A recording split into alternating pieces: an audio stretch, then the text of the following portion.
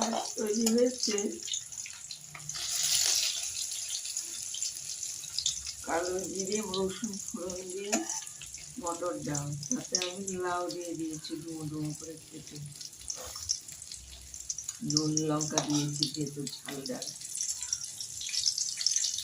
আর করলাম এঁচোড় তরকারি, আলু দিয়ে আলু আর এঁচোড়টা সেদ্ধ করে নিয়েছি নুন দিয়ে হলুদ দিয়ে।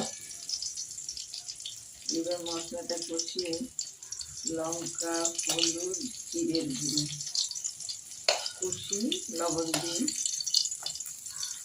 তারপরে এঁচোড়টা ভাজা ভাজা করে হালকা একটু জল দেওয়া হয়েছে, একদম হালকা।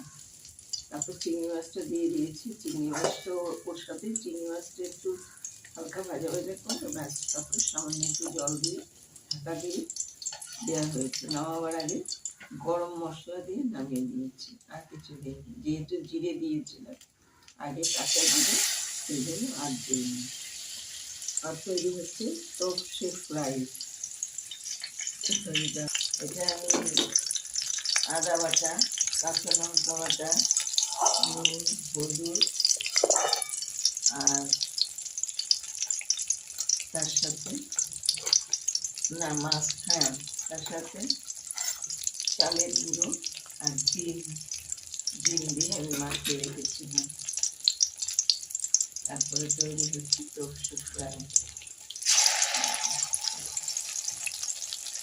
ভালো লাগলে লাইক পাশে একটু থাকুন।